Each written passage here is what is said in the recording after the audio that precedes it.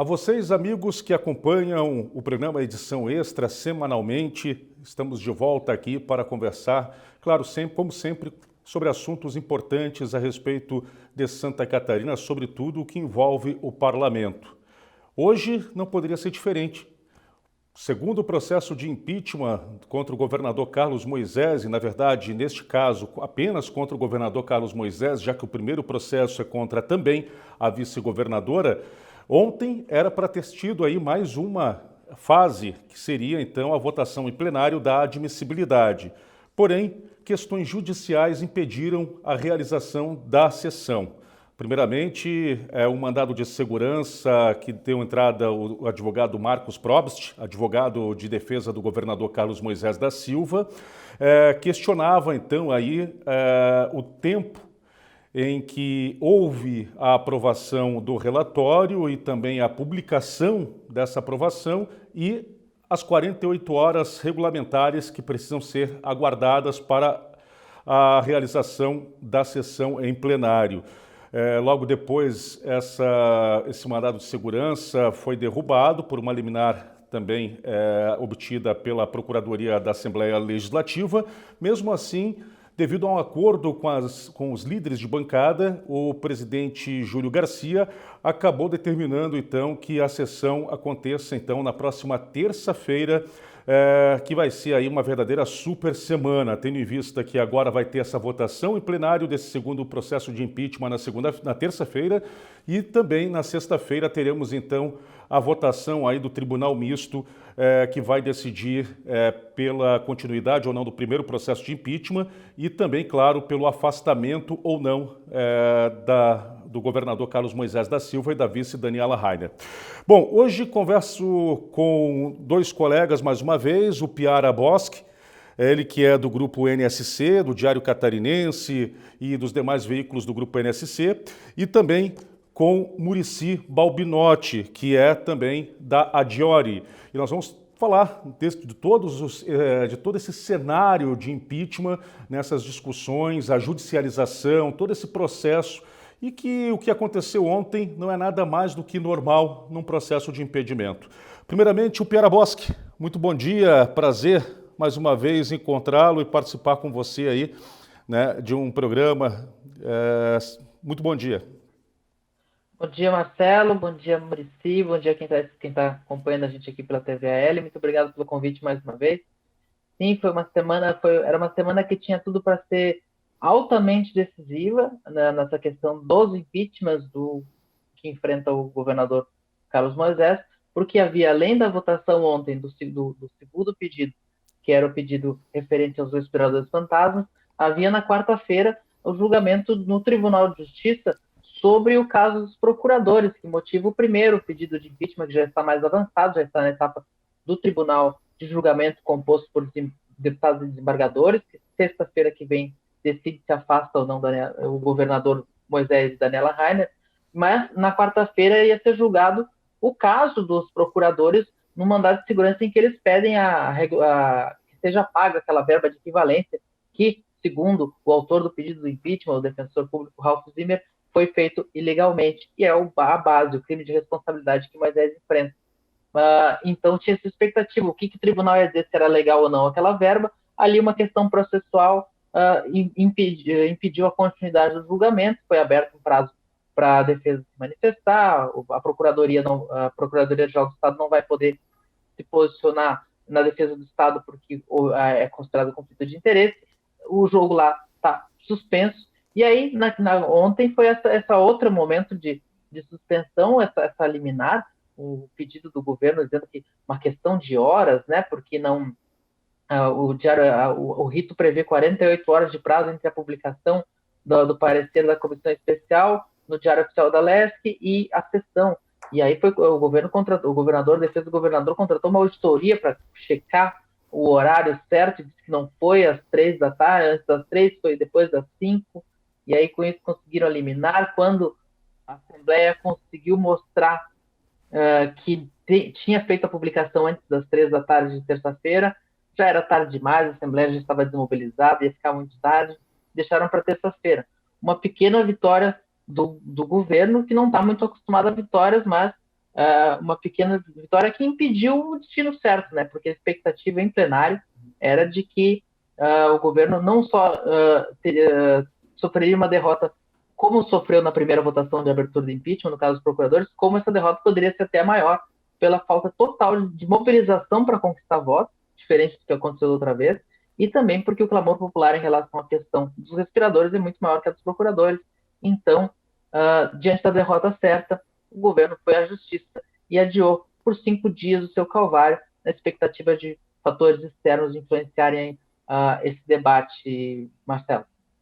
Pois é, e Muricy, você concorda com Piara? Acredita numa vitória do governo, mesmo que parcial, nessa, podemos dizer assim, nessa transferência de data para a próxima semana? Uhum. Bom, primeiramente, meus cumprimentos, Marcelo, Piara, um prazer participar do programa mais uma vez. Foi uma vitória do governo, sim. A defesa do governo já vem contestando o processo há bastante tempo, né, tentando achar aqui e ali alguma questão a judicializar, é do jogo, faz parte, a defesa está certa em tentar atrasar o processo. Isso garante que o processo também, de alguma forma, tenha a maior lisura, por assim dizer, porque pelo rito do impeachment, essas 48 horas elas são previstas para os deputados que não fizeram parte da comissão poderem entender o pedido, né? A gente lembra, na terça-feira foi votado na comissão, foi feita a leitura em plenário, e os deputados que não fazem parte da comissão têm essas 48 horas para estudar o pedido, para embasar o seu voto técnico, político, em plenário, né? A defesa do governo diz que não tem por que a Assembleia atropelar os processos, né? No fim das contas, foi uma vitória do governo, mesmo sendo cassada a liminar na prática, ela foi atendida, porque a votação acabou ficando para a próxima terça-feira. O TJ voltou atrás, acabou reconhecendo que a liminar não tinha seus efeitos ali, enfim. Mas a votação ficou para a próxima terça-feira. Não só pela questão de atrasar o processo, mas como a derrota para o governo já era dada como certa para quinta-feira, ela se estende para terça-feira. Eu acho que o resultado da votação não deve sofrer grandes mudanças com esse tempo, mas para quem ia perder, atrasar a votação é uma vantagem, porque se você conseguir mudar algum voto, bom para você, senão a derrota já era certa, né? Então, quanto mais longe para a votação para o governo Moisés, melhor para o governo. Ele consegue ter mais tempo para tentar colar a tese dele ali. Ele tem, o governador, principalmente, tem aproveitado as últimas semanas para criar uma narrativa de defesa, né, de uma velha política, tentando voltar ali. Então, acho que é mais tempo para ele respirar. Uma semana de não decisões, né? O Piara já disse, na quarta o TJ e na quinta a Assembleia, uma semana que vem, aí tem tudo para ser a semana das decisões. Enfim. Pois é. Dentro do que vocês falaram, tem duas questões. Primeiro, a questão do julgamento no Tribunal de Justiça, daquela ação da Proesc, né, Associação dos Procuradores, para derrubar aquela decisão do Tribunal de Contas que proibiu, então, que trancou o pagamento do aumento aos procuradores, e claro que isso serve como discussão também, que pode embasar ou não a discussão no Tribunal Misto da Assembleia no processo do primeiro impeachment, né? Mas tem uma segunda questão que envolve a transferência de data, e por isso talvez a comemoração do advogado Marcos Probst e até da líder do governo, Ana Paula da Silva Paulinha, ontem, quando a sessão foi cancelada. Houve, de parte da defesa do governador Moisés, a entrada de um pedido no STF, junto ao ministro Gilmar Mendes, que reconheça que as provas obtidas através do advogado Leandro de Barros, que é um dos investigados, seja considerada ilegal, porque quando houve a operação do Ministério Público Federal e da Polícia Federal, eles acabaram não levando o representante da OAB e na condição de advogado, como também teve a operação, também foi cumprido o mandado no escritório do advogado Leandro de Barros, o Gilmar Mendes anulou. Né? Simplesmente por causa disso, porque não levaram representante da OAB, o que teria que ter sido cumprido sim, porque há uma determinação judicial para isso, inclusive. A partir disso, com esse fator novo, né, vocês acreditam que existe a possibilidade ainda de uma sobrevida do governo nesse segundo processo de impeachment, ou seja, daqui a pouco Gilmar Mendes pode sim acatar esse pedido da defesa? O Piara? Bom, a defesa vai fazer toda a chance de salvação do governo Moisés hoje está no âmbito do judiciário. Seja por ações liminares como essa, tentativas de adiamento, cancelamento de questões, ou seja, pelo próprio voto dos 5 magistrados que compõem o Tribunal Misto do Impeachment. Então, nas mãos da política, na política ele já desistiu. A política, tanto que nessa votação de ontem, não houve nenhuma movimentação do governo para conquistar os votos. A gente tem essa expectativa de que o governo faça menos do que os 6 votos que fez na primeira vez, quando precisava de 14, precisa de 14, a expectativa de que faça menos do que os 6, porque o governo simplesmente desistiu dessa seara. Na política, a questão está perdida. O judiciário não são todas as esperanças. E aí, a decisão judicial ela é sempre muito pouco previsível. Entendo que essas provas que eles tentam anular, elas aparentemente não faz tanto sentido, porque o pedido de impeachment feito pelos empresários e advogados que entraram, que era o impeachment do fim do mundo, que juntava tudo, e que acabou resumido a questão dos respiradores e do hospital de campanha, ela não tinha acesso a esse tipo de conteúdo, a esse detalhamento. Ela foi um pedido de impeachment até bem breve, bem raso. Ele ficou mais em pé na Assembleia do que na própria chegada.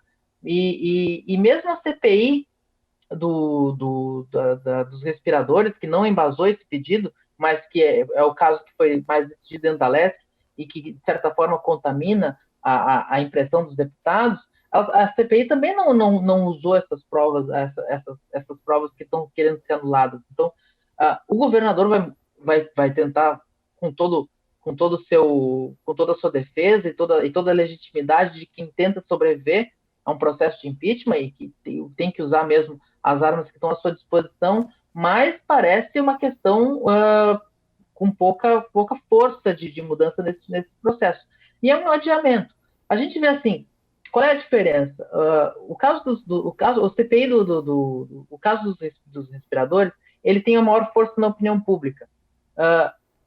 Dificilmente ele vai conseguir apoio popular contra esse pedido. Mas ele não é o pedido que interessa à política, digamos assim, porque a política quer estancar esse governo que considera que não funcionou. E para isso precisa que saia a Daniela Rainer também, para que force uma nova eleição, direta ou indireta, o que for.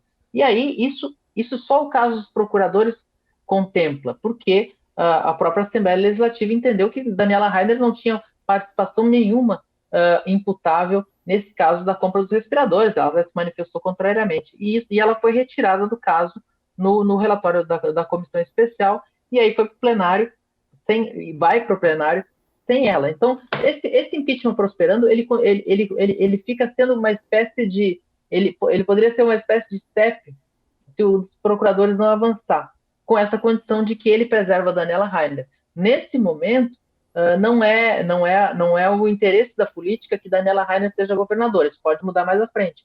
No judiciário, a solução da Daniela Rainer parece ter mais eco. Mas, para Carlos Moisés, que nesse momento não mostra força nenhuma de resistir ao impeachment, ele vai tentando, com esses protelamentos, com essas decisões, com essas questões judiciais, tentar ganhar uma sobrevida no cargo. E a sobrevida no cargo para tentar ganhar a opinião pública e haver alguma pressão sobre o tribunal do impeachment. Nesse momento, parece mais esperneio do que consequente esse tipo de postura. Mas é justo e legítimo, né? Muricy, você acredita que o governador tenha força ainda para poder conseguir algum apoio popular? Essa é uma questão complicada, porque do que a gente tem visto, tem pouco apoio a favor, mas também tem pouco apoio contrário, né? A gente fala sobre um período de pandemia em que você não pode ir para a rua se manifestar, mas também você pode fazer uma carreata, um buzinaço, um movimento nas redes sociais, uma hashtag, alguma coisa nesse sentido. E a política catarinense parece que não estava muito focada nesse sentido. A gente está chegando num período eleitoral também dos municípios que não é um período qualquer, né? Os deputados também estão com a cabeça nas eleições, muitos deles até se afastaram, estão pensando nas suas votações nas prefeituras, então é um período muito complicado. Eu acho que o governador, muitas do seu discurso, das suas falas, tenta falar diretamente já com a população catarinense ou com os empresários. Eu lembro aqui que ele fez uma fala para o empresariado recentemente, que ele voltou a falar na velhíssima política, tentando voltar, tentando os maus feitos, a gestão pública. Então, ele está tentando por aí, né? Ele está tentando falar diretamente com a população, com os empresários, para também tentar deixar um legado de que o que ele fez pelo governo e o que ele defendeu foi o certo. A estratégia do governo desde o início, após a questão dos respiradores, que foi um erro monumental, assim, foi tentar isolar esse fato. Então, quanto mais longe a gente vai ficando dessa questão dos respiradores, mais o governo vai conseguindo mostrar que, olha, o nosso único erro, né, na narrativa deles, é que teve essa compra, esse erro nessa compra principal, mas que o restante do governo está indo bem, a arrecadação está indo bem, né, a gestão pública está indo bem, as obras tomaram, investimentos, etc. O governo está tentando criar essa narrativa. Se essa narrativa vai conseguir combater o impeachment, é pouco provável hoje, a gente fala isso, mas talvez fique como um legado do governo Moisés para frente, para também tentar desgastar um futuro governo que viria depois dele. Você falava sobre a judicialização, Marcelo, e a judicialização ela é boa, né? Quanto mais a justiça der o sinal verde para o processo, acredito que seja positivo, porque em a justiça dizendo que pode, então a política tem esse sinal verde para atuar, não corrompendo nenhum preceito. Na sua opinião, legitima mais o processo? Legitima mais o processo. Eu acredito que, assim, a defesa do Moisés tem esse pedido aí com o Gilmar Mendes e vão vir outros pedidos. Vão vir outros pedidos, principalmente nessa questão de adiar a votação do dia 23 por causa da não votação do TJ nessa quarta-feira. Eu acho que a defesa do Moisés ainda não sinalizou que ia fazer isso, acredito que daqui a pouco vai entrar com esse pedido, não sei como a justiça responderia a isso, mas além desse vão ter outros. E aí, assim, a questão da justiça é imprevisível, né?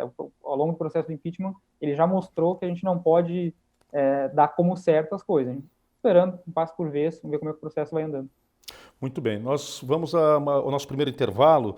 Na volta até eu vou puxar por esse tema que você colocou a respeito, e que já foi falado antes pelo Piara também, a respeito da decisão na Justiça ou da sessão do Tribunal de Justiça. Eu quero falar mais um pouco com vocês, porque a impressão que eu tive quando a maioria dos desembargadores votaram, principalmente para suspender a sessão até que o Moisés fosse citado, e também notei que muitos dos desembargadores falaram do conflito de interesses de parte da PGE e dos próprios procuradores. Vou voltar por esse assunto e depois nós continuamos falando aí sobre o processo de impedimento. Repito, esse aqui é mais uma edição extra, hoje recebendo o Piara Bosque, do grupo NSC, e também Muricy Balbinotti, da Adiori. Vamos ao intervalo e já voltamos.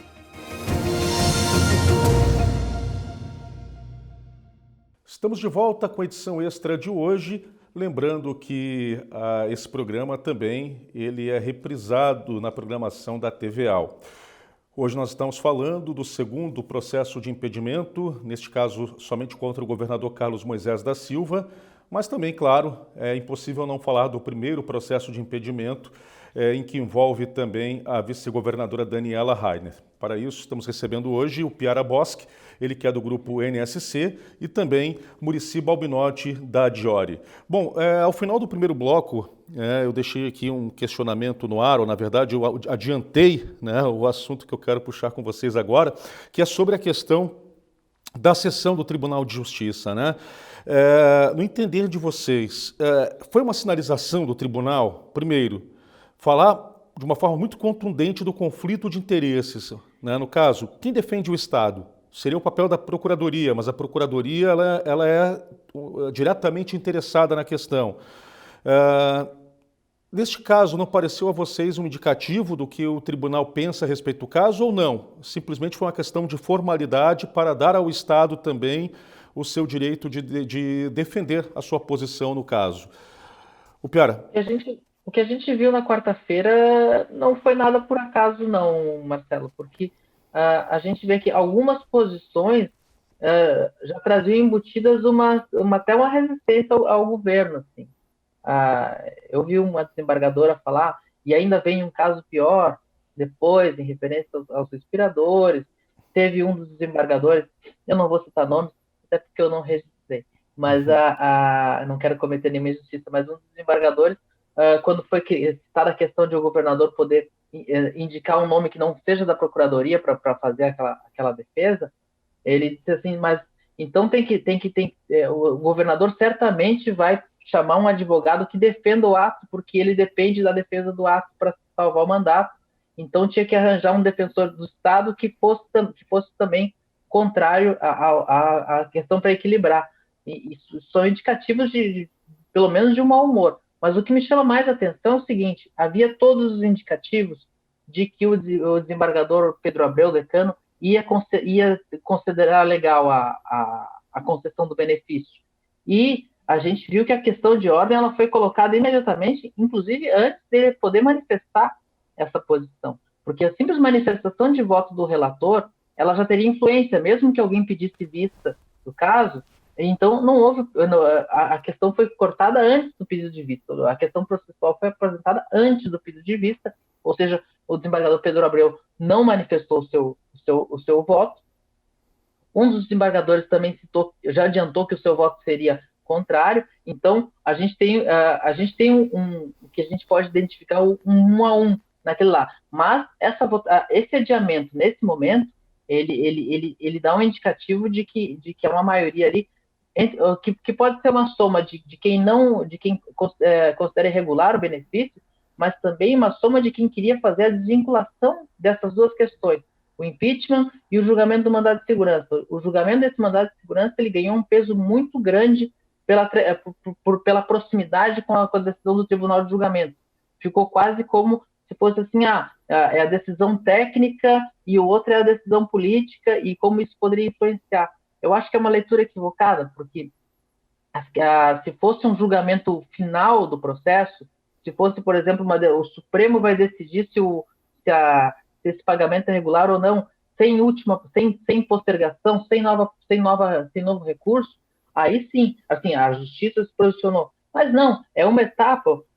A decisão que for tomada pelo Tribunal de Justiça nesse momento certamente será contestada, seja qual for.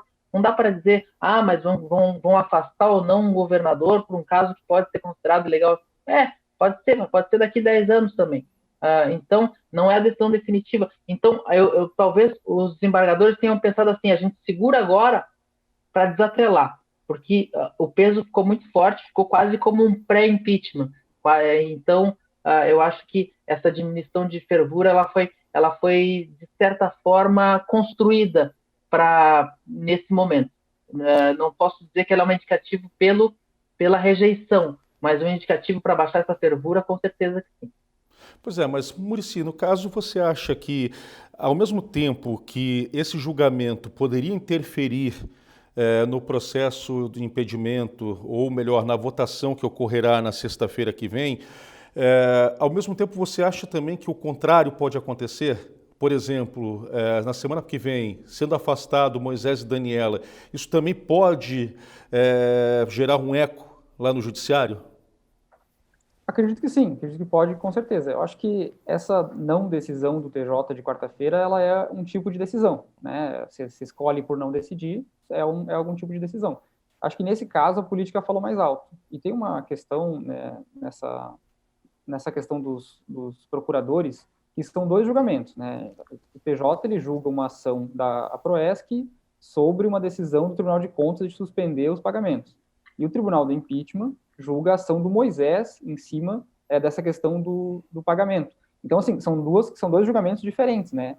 Pode ser que a decisão do TJ vá para um lado e a decisão do Tribunal do Impeachment vá para o outro, e os dois estejam certos, por assim dizer, porque eles julgam coisas diferentes. É claro que o assunto é atrelado, tem outros pormenores, é um assunto, inclusive, difícil de tratar, de lidar, porque tem a suspensão dos pagamentos anteriores, que foi feito pelo próprio TJ, tem a suspensão dos atuais, que foi feito pelo Tribunal de Contas, mas também a decisão liminar. Então, tem todo um jogo ali de questões que ainda não está pacificada. Acho que o problema desse bolo todo, e que a defesa do governador vai entrar com uma ação, acredito que sim, é que essa questão não está pacificada pelo judiciário. Ainda não se sabe se esse pagamento é de fato legal, se o que o governador fez foi de fato legal, e o governador vai ser julgado politicamente no Tribunal do Impeachment, e juridicamente, claro, por essa ação antes que o judiciário se pronuncie de maneira oficial.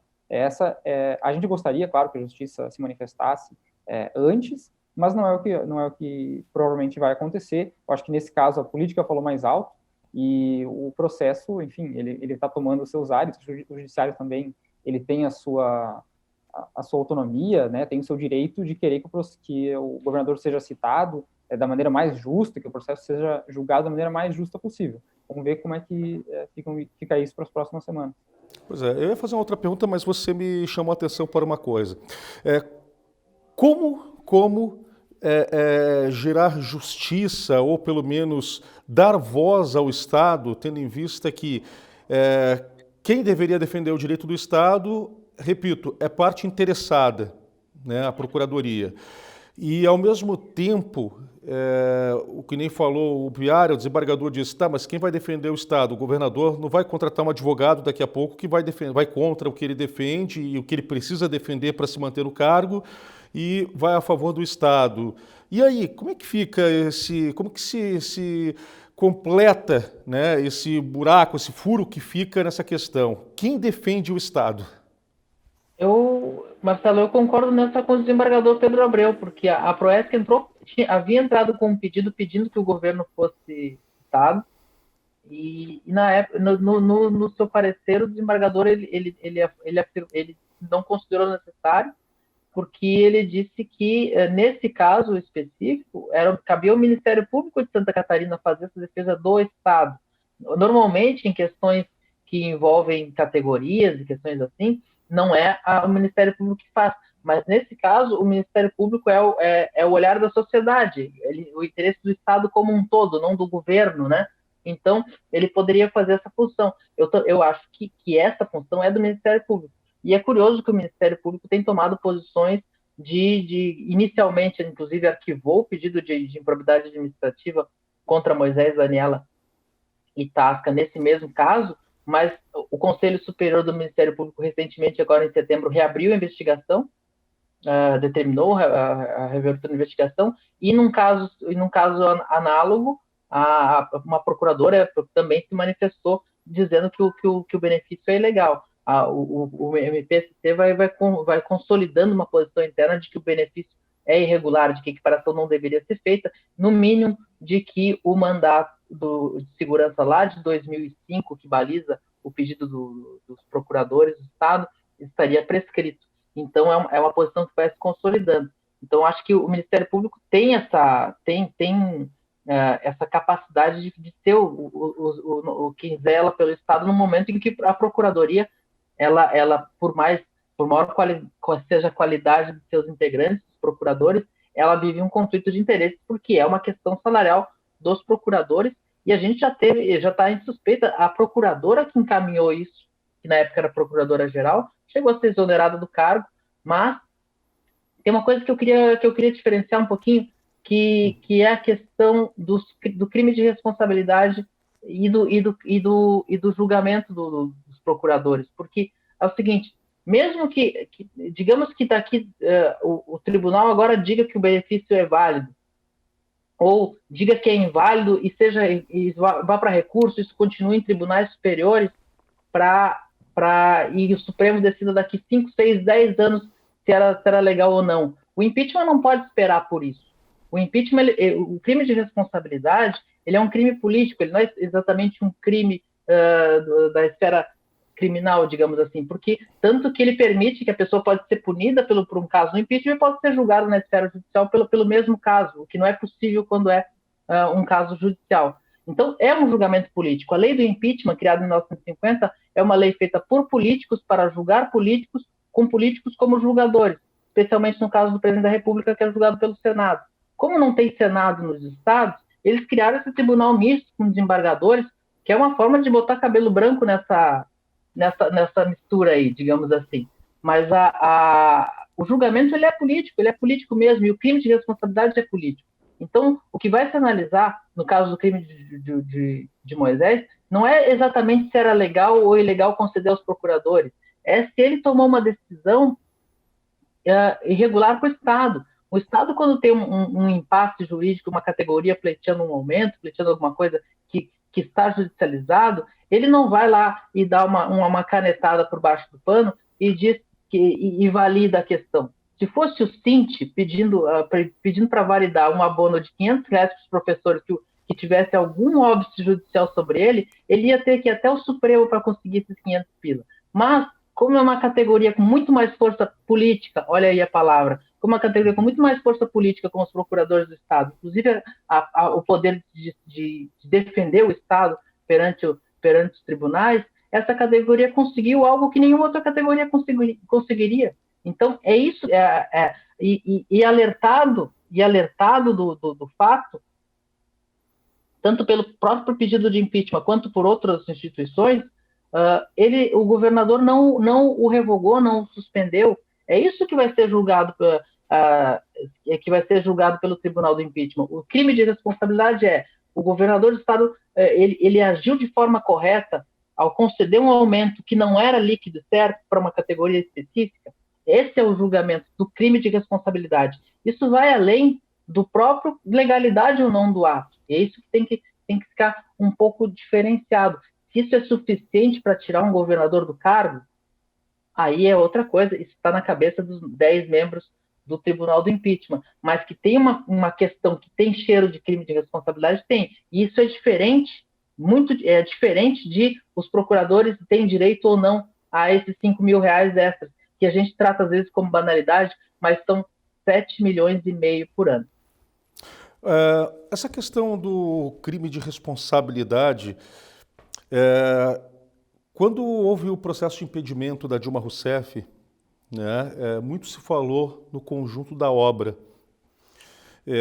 E aí agora também nós puxamos para esse assunto novamente, né, nós puxamos esse assunto. Talvez o conjunto da obra, porque naquela época a Dilma Rousseff, o que aconteceu? O processo de impedimento por causa das pedaladas, as chamadas pedaladas, foi a forma legal de interromper um governo em que havia uma ideia, pelo menos de determinada parte da população, de que tinha plenas dificuldades de continuar, né, administrando o país. Com Moisés e Daniela acontece algo mais ou menos parecido, na opinião de vocês? Muricy? Eu acredito que sim. Eu acho que o julgamento dos deputados, ele se baseia muito mais do que nessa questão dos procuradores. Eles mesmos, quando estavam analisando o processo, eles sabem que o judiciário não deu uma palavra final sobre isso, nem vai dar uma palavra final a tempo, e também é uma questão complicada para eles entenderem, mas ele entende do governo, dos seus resultados. Acho que a gente já teve outros exemplos de governos cometendo crimes de responsabilidade, inclusive mais graves, assim, com mais indícios, e que processos que não foram para frente porque o executivo tinha uma certa maioria no legislativo. O que aconteceu? Que o governo Moisés perdeu sua base, tinha uma determinada base ali móvel em 2019, quando iniciou, o legislativo deu um tempo para o executivo amadurecer e conhecer a máquina e ver como é que ele ia se portar à frente de Santa Catarina, e depois disso ele reprovou esse governo e o que ele fazia por Santa Catarina. Eu acho que isso está bem claro na cabeça dos deputados. Eu conversei com alguns ao longo desses últimos tempos, e eles entendem que, assim, foi dada uma chance para Moisés. Foi dada uma segunda chance para Moisés, foi dada uma terceira chance para Moisés, e ele não correspondeu a essas oportunidades, né? Foram feitos vários pedidos em várias áreas do Estado de melhorias, e o governo Moisés, ele acha que ali aquela questão do código de gastos, ela foi suficiente, que muitas das ações deles ali de um governo chamado técnico foi suficiente para melhorar a gestão de Santa Catarina, e a Assembleia acredita que não, e formou a maioria. Quando a Assembleia forma a maioria, e acredito que isso vem desde o início da pandemia, quando os deputados começaram a derrubar a veto do governador com uma facilidade tremenda, eles perceberam que ali tinha uma maioria independente do governo Moisés. Que se fosse para levar um processo de impeachment à frente, poderia levar. E o processo dos respiradores, ele foi a força política midiática, dizer assim, para levar à frente esse outro processo dos procuradores. O processo dos procuradores, ele entra no início do ano e ele é arquivado. Quando vem a defesa do governador e da vice, ele é retomado, né, com novos fatos, e aí sim esse segundo processo é aberto. E eu acho que politicamente pesou muito essa questão dos respiradores, não podia ser diferente, e em meio à pandemia parece que o governo Moisés ali perdeu esse diálogo, que já era um pouco fraco ali com o legislativo, perdeu sua base. Eu acho que a lição que fica para o governo Moisés não é que basta fazer o certo, não basta ser honesto ou parecer honesto num governo. Ele precisa ter e governar junto com os deputados, com o legislativo, com a sociedade, ter essa força política em cima disso. Eu acho que o governo aprende uma lição com esse processo. Algumas mensagens nos últimos tempos aqui até foram acertadas, foram elogiadas pelos deputados, mas essas mensagens chegaram tarde. Então, acho que ele vem sendo punido por ter falhado justamente nessa questão política. É claro, essa questão dos procuradores, ela tem uma base jurídica interessante ali, a ser convalidada ainda, mas o governo Moisés, na política, já perdeu. Piara, concorda? Eu gostei de uma frase do Muricy, porque ela, sobre a questão de mostrar o que é certo, não adianta só estar certo. Essa frase me lembrou muito uma entrevista que eu fiz com Paulo Afonso Vieira, o ex-governador, que também passou por um processo de impeachment e conseguiu barrar ele por muito pouco. Foram 25 votos a favor do impeachment e eram 27 necessários também na época para abertura. E eu perguntei para ele se ele se arrependia de alguma coisa daquela época do governo, etc. E ele falou assim: eu aprendi que não basta estar certo, a gente precisa estar pronto para convencer as pessoas de que a gente está certo. Ele achava que eu achava que as coisas corretas não precisavam de convencimento. Isso é uma lição que todo político tem que ter. Ele tem que fazer, ele tem que mostrar, ele tem que convencer, ele tem que se comunicar e ele tem que dialogar também.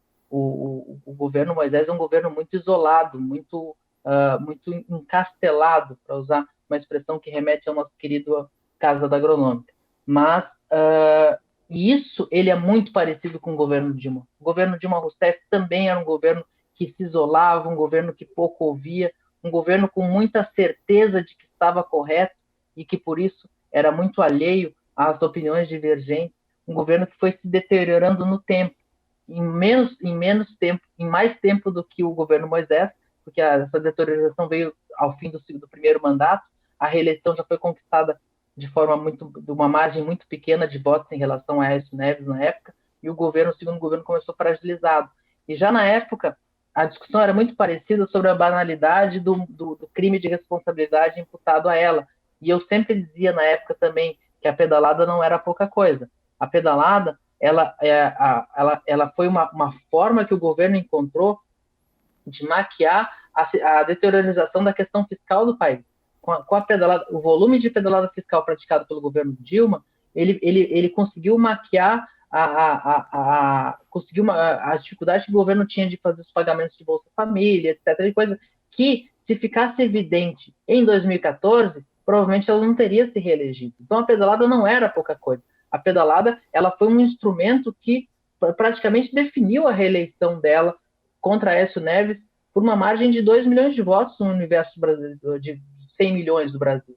Então, claro que na época o Supremo teve uma decisão até controversa de que o presidente, o mandatário reeleito, só podia responder por atos praticados no mandato atual.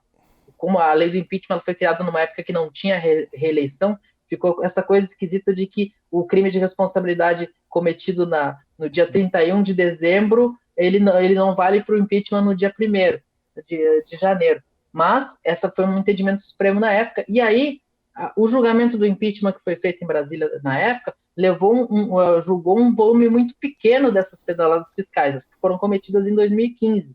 Mas o número em 2013 e 2014 era avassalador.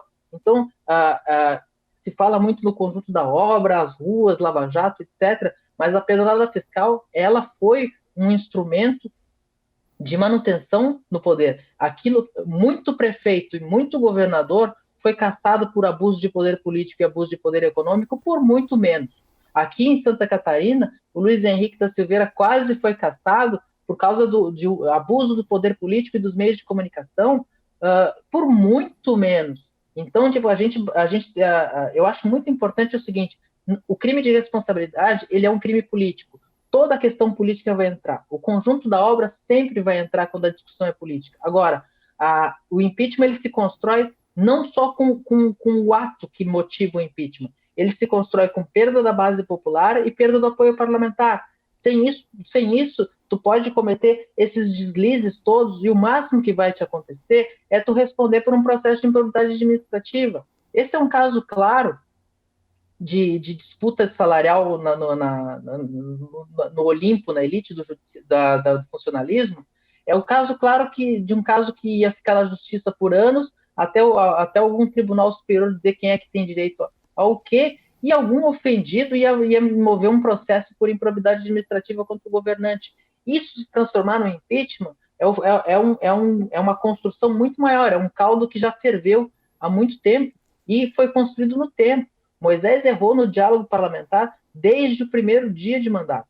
Desde o primeiro dia de mandato, ele se isolou desde o primeiro dia de mandato. Ele não construiu relações com os demais poderes desde o primeiro dia de mandato. E o pior, nos últimos tempos, ele está antagonizando com outros poderes. Ele antagonizou contra o Tribunal de Contas quando manteve essa decisão que depois o Tribunal de Contas teve que reverter. Ele agora antagoniza com o Ministério Público, com o GAECO, essa ação que ele leva ao Supremo, que está na mão do Gilmar Mendes, ele está questionando o GAECO. Olha que, assim, o Moisés se antagoniza com quem? Com a Assembleia, com o GAECO, com o Tribunal de Contas, com quem que ele se solidariza? Com os seus? É um governo, é uma marca de um governo isolado. Governos isolados tendem a cair. Muito bem.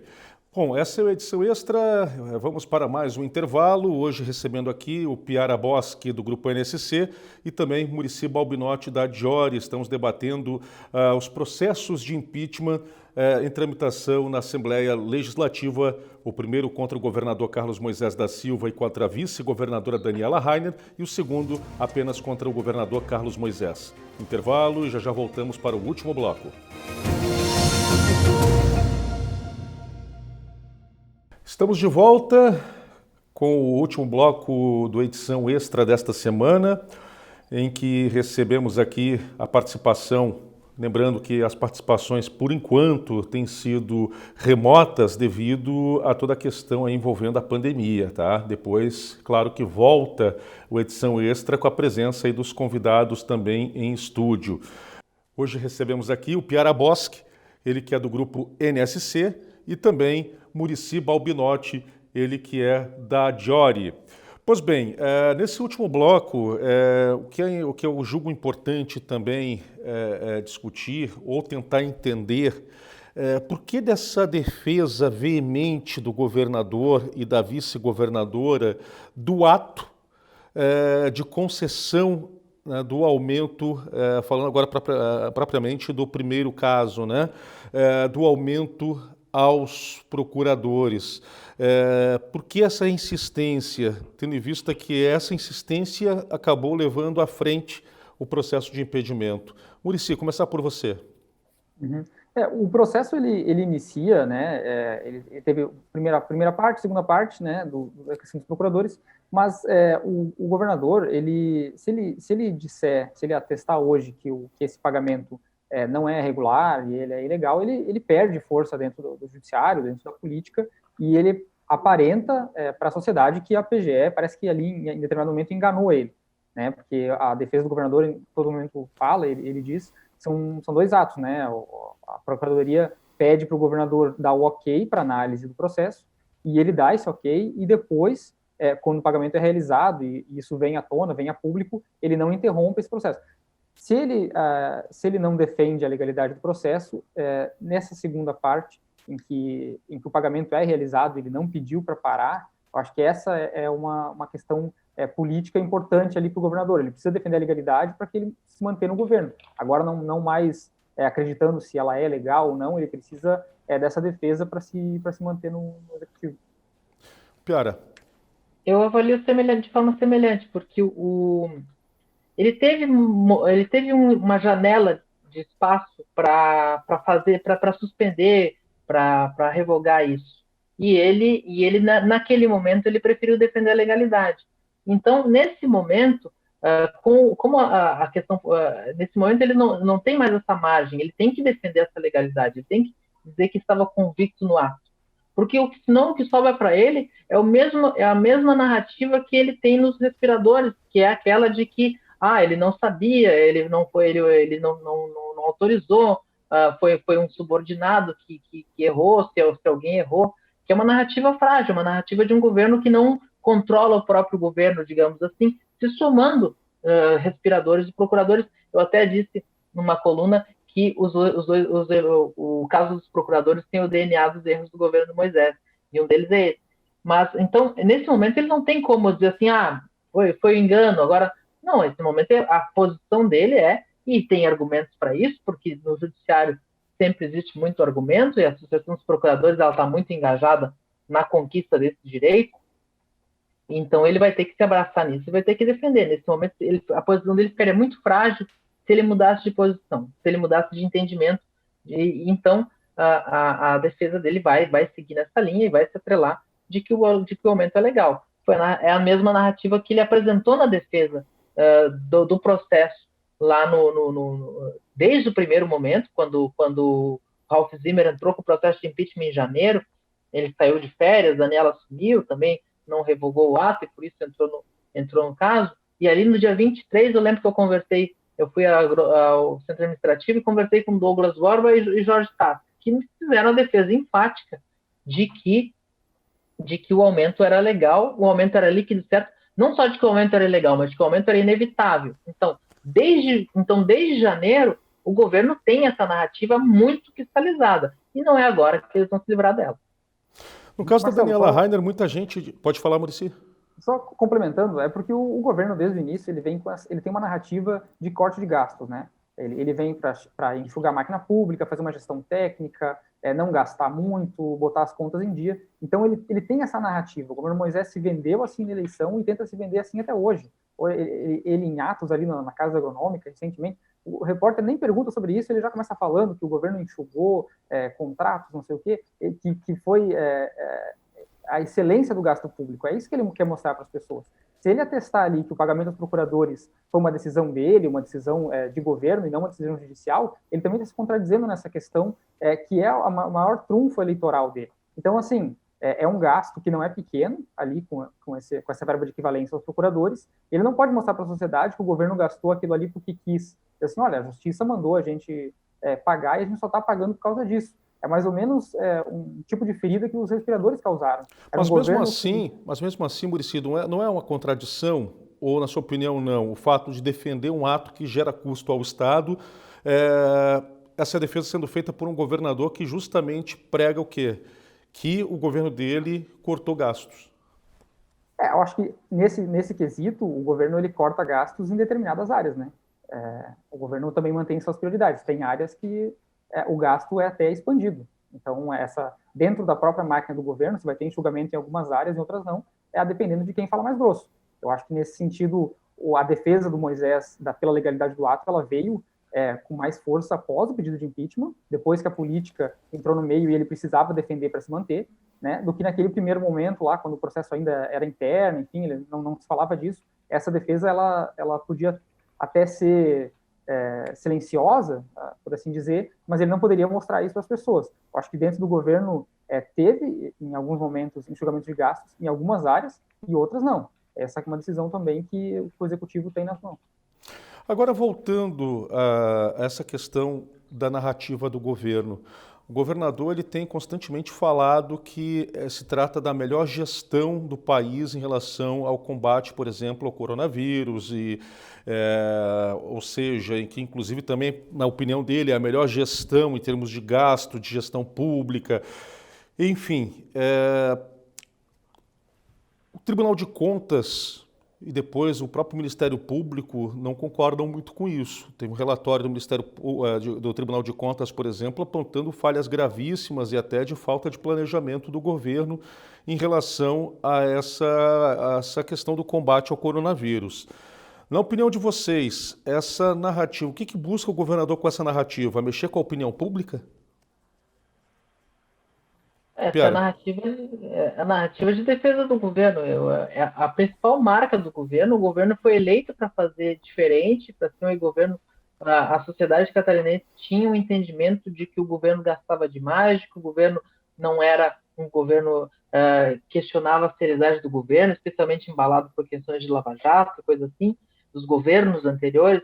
E a promessa de um governo que fechasse as torneiras era um anseio do catarinense, e o governador Moisés ele foca muito nesse discurso. Como é um governo que desde o início se elogia, digamos assim, como um governo que economiza, que fecha as torneiras, que é mais cuidadoso com o gasto.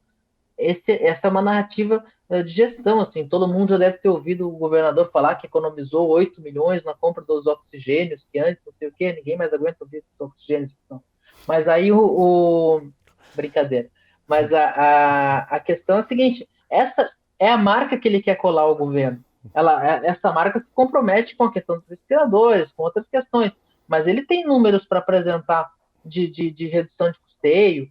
É o marketing que ele tem. Se ninguém defendeu, se o próprio governo não defendeu o governo, ninguém vai defender o governo. Inclusive, esse é o grande problema da questão do impeachment de Moisés. Só Moisés defende o governo, não há um eco na sociedade, como você falou antes também. A gente não vê uma grande pressão contra o impeachment, nem uma grande pressão a favor do impeachment na sociedade. A gente vê uma sociedade completamente indiferente ao governo. Moisés construiu um governo que a sociedade, que deu 71% dos votos para ele, é indiferente a ele. E ele precisa reforçar as marcas que ele tem. E a principal marca que ele tem é de tentar fazer economia em alguns setores.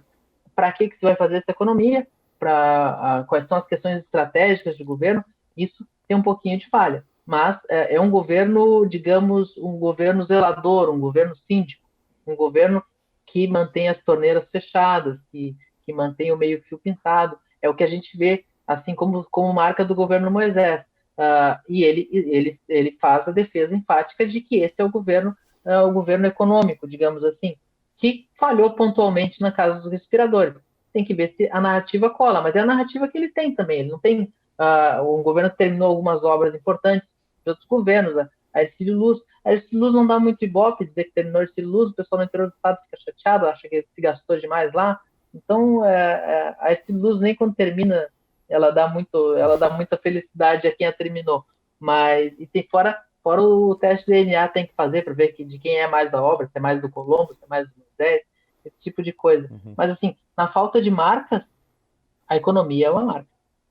Olha, nós estamos chegando ao final do programa. Vou deixar uma pergunta para vocês aí. Primeiramente, o Muricy responde. Com todo esse envolvimento, com todo esse rito, muito embora é interessante como no país ainda nós não temos um rito já estabelecido de forma a evitar qualquer outra discussão e quando tiver um processo de impedimento, que é algo previsto em lei, que já corresse de uma forma natural. Mas, enfim, Cabe discurso de golpe quando você tem ali todo um rito sendo cumprido, tanto pelo parlamento e pelo judiciário também, e inclusive com essa possibilidade do judiciário também ser consultado ou ser provocado a fazer algumas manifestações, por exemplo, como aconteceu ontem? Muricy, a participação final. Fazendo esse paralelo com o que foi feito no impeachment da Dilma, né, de tentar taxar a ação ali de golpe, eu acho que tem muito também do caráter de dizer, olha, se a lei do impeachment é uma lei de crime político e não de crime jurídico, então o golpe também é um golpe político e não um golpe jurídico. Eu acho que esse é um ponto. Você pode não considerar a legislação, dizendo assim, olha, a Assembleia Legislativa de Santa Catarina ela levou em consideração a legislação para impeachar Moisés, mas foi um golpe político, de derrubando o governo que a Assembleia não gostava. Eu acho que esse é um movimento político interessante de se analisar. Se a derrubada é política, então o golpe também é político. Não seria por maneiras jurídicas. E aí, claro, a gente volta a falar aqui, eu acho que é importante dizer, o Congresso é omisso em reformar essa lei do impeachment. Tem propostas, mas não vão para frente. Seria necessário, sim, que a gente atualizasse essa lei, uma lei mais concreta, mais clara, para definir quais são esses crimes de responsabilidade. Piara? Pode ser golpe e seguir o rito, especialmente quando quem controla o rito pode estar envolvido na cadeia. Agora, o impeachment estadual, ele é mais difícil de fazer, tanto que nunca aconteceu, nunca foi consumado.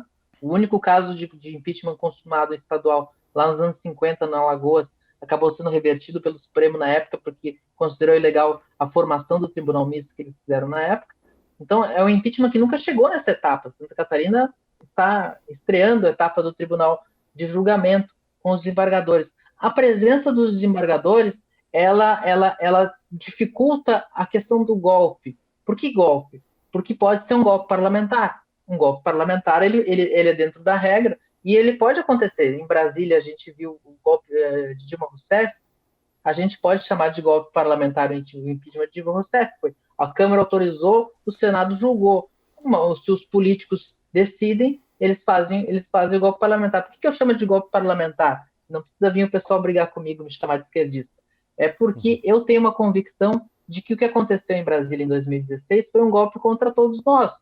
O parlamento, vendo que a situação de Dilma era sustentável e que em breve ela seria cassada pelo Tribunal Superior Eleitoral, ela e Temer, pelo abuso de poder econômico na campanha e pelas doações em caixadores da Odebrecht, comprovadas por delações, a chapa ia ser cassada e ia ter eleições diretas,